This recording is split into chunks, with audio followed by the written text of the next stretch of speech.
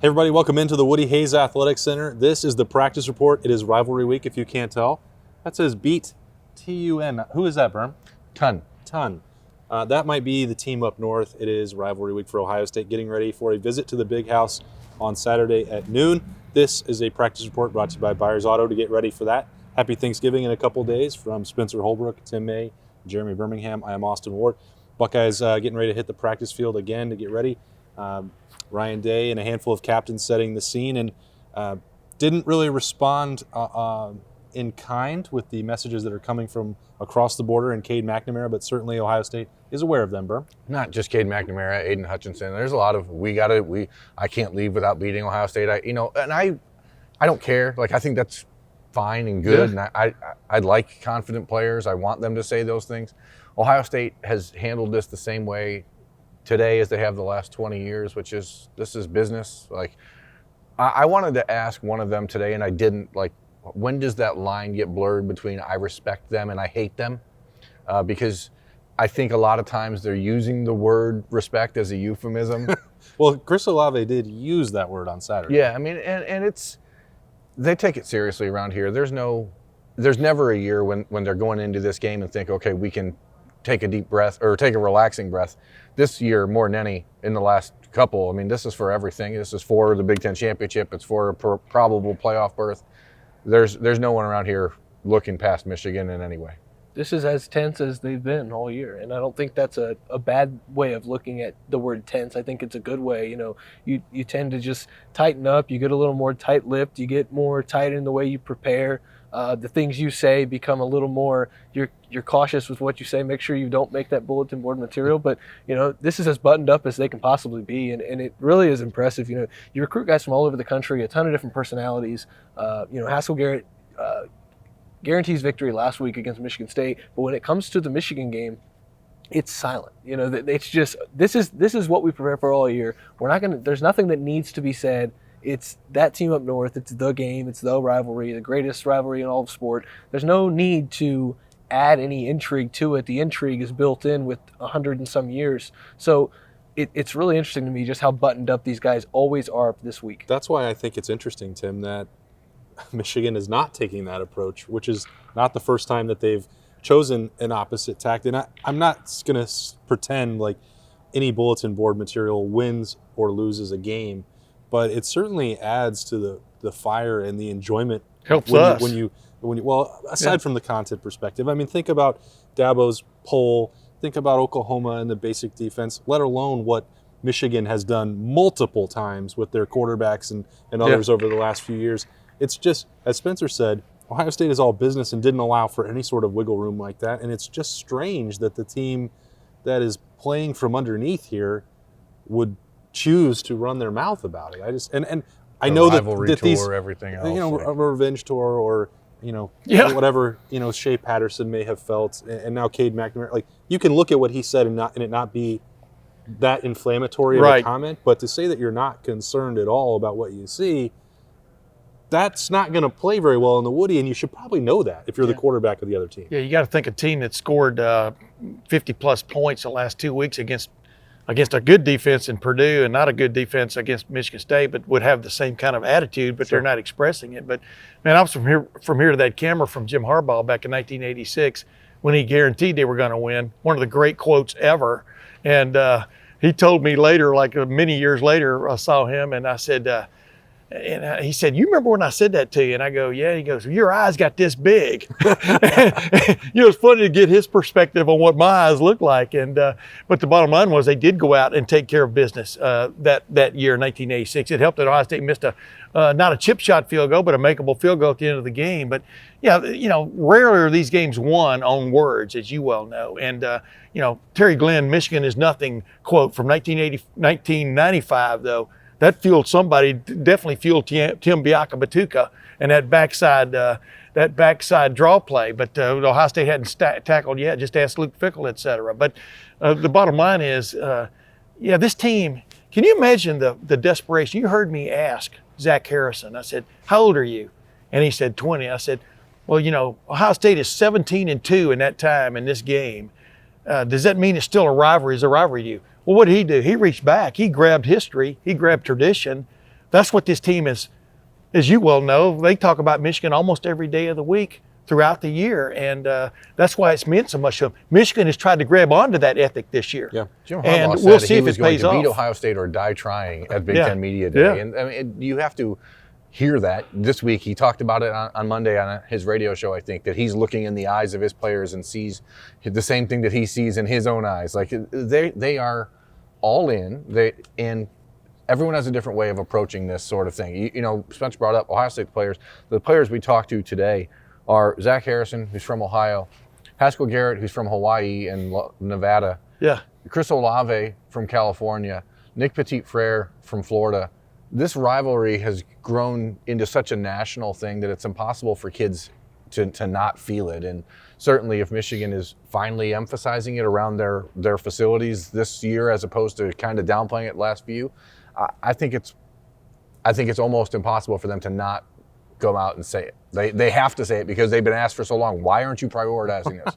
Yeah. Well, you know, there's one way to do it, which is the way that Harbaugh said, which was basically establishing that Ohio State was the standard and the line that they had to cross, and that was paying proper respect. I think that's a perspective that works. It's the other way when Michigan players are talking and acting like it's something that they've accomplished before, the way Cade McNamara has this week, or the way Shea Patterson may have in the past, or Chase Winovich, or anybody else, somebody who never did it, to talk the way they have and not say, well, because it's so easy to just be like, well, we think that they've got a good pass rush, or they've got athletic corners, and that Steel Chambers is playing well, or overall we think they're a good defense and we're ready for the challenge. Like, it's so weird that they choose a different approach than that to me, but I hope, hey, whatever works for you. And even, you know, I think back to Big Ten Media Days, I asked Aiden Hutchinson and kind of pressed him on it a little bit, like, is this rivalry different right now, the way that you guys are preparing for it? And he kind of chuckled and laughed off the question as like, we're preparing for it. Like, he basically said, I promise we're preparing for it, with a little bit of a chuckle.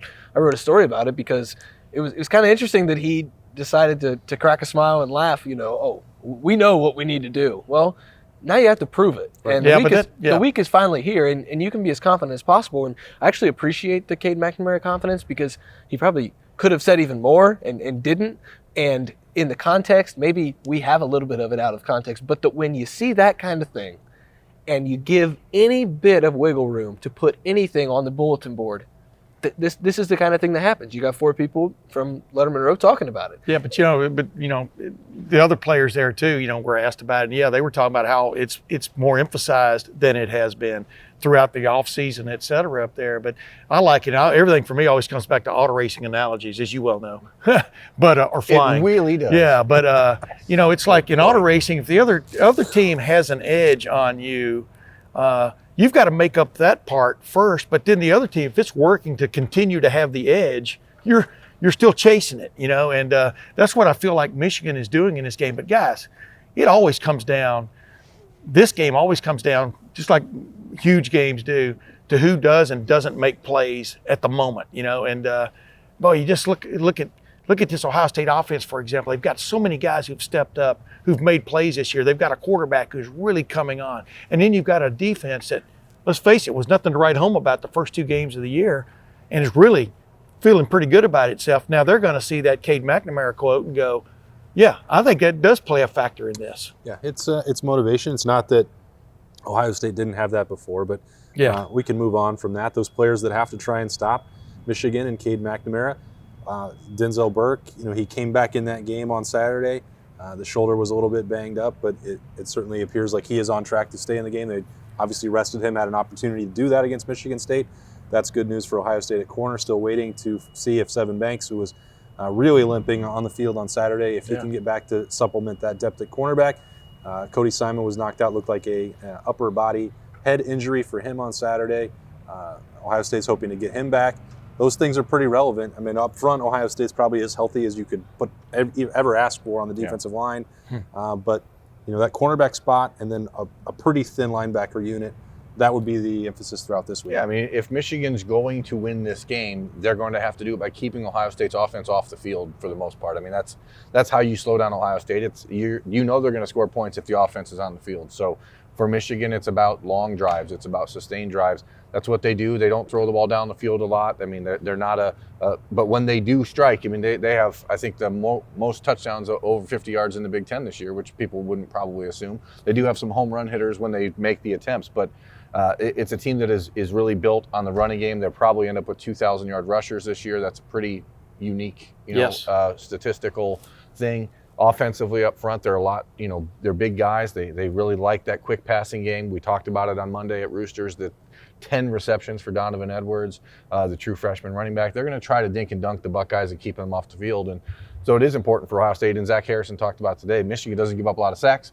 So these guys are going to have to get their hands up. They're going to have to get their hand on the football and find ways to disrupt Michigan's rhythm because, again, and I mean, I'm the nervous Nelly here when it comes to Ohio State and Michigan, always am. You live in Toledo. But no, he doesn't. But if you have equal number of possessions here in this game, no turnovers, no dumb penalties that cost drives, the Buckeyes are a more talented team and should win this game. You live in a northern suburb of Toledo, right? I live in Toledo proper. We're gonna make sure to clarify exactly where he lives, but that's why, Berm, you talk about the deep shots that Michigan can take, and that's why we talked to all the captains, we talked to Ryan Day. Nobody mentioned him though.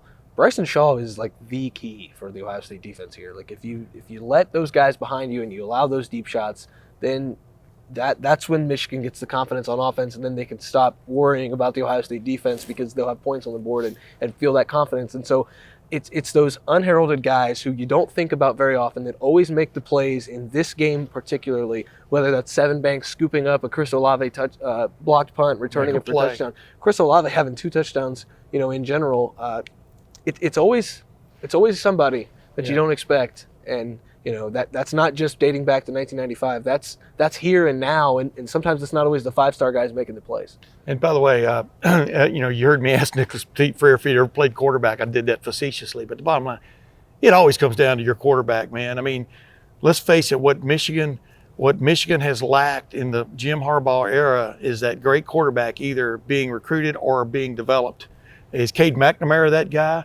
Is J.J. McCarthy going to play more than he has ever this season? They have sprinkled him in there enough to get him some experience. Didn't really work that well against Michigan State. Exactly. It's going to come down to that guy with the ball in his hands. And I'm watching that game the other night, Michigan and Maryland, watching a replay. Tagovailoa, there were so many opportunities in that game that he didn't take advantage of. I'm talking about throwing the ball against Michigan. I think the opportunities are going to be there again this week for C.J. Stroud and this fleet of receivers to take advantage of things if, in fact, they get the time, if, in fact, Ohio State does something about this Michigan pass rush, which DeJuan Jones, you and I talked about on my podcast, DeJuan Jones and Nicholas Petit-Frere might be the best tackle tandem in the country. They're not getting their just due in that regard, but this will definitely be a test. Yeah, it'll be too late for some other awards. I'm sure that Spencer is going to be touching on that as the week progresses. The Blitnikoff. I voted for Olave. No Ohio State receivers on that list. The Doak Walker, no Travion Henderson. You wonder sometimes how that's possible, but we all know that awards voting is tricky. I've described that process in the past as well, and all 3 of those guys are so good they probably split the vote. But that would be a whole nother show about the awards situations. We don't need to go through that on the practice report, which is brought to you by Byers Auto. Getting ready for Saturday at noon, Ohio State, Michigan. It's the game. It's Spencer Holbrook, Tim May, Jeremy Birmingham. I am Austin Ward. Enjoy your week. Happy Thanksgiving.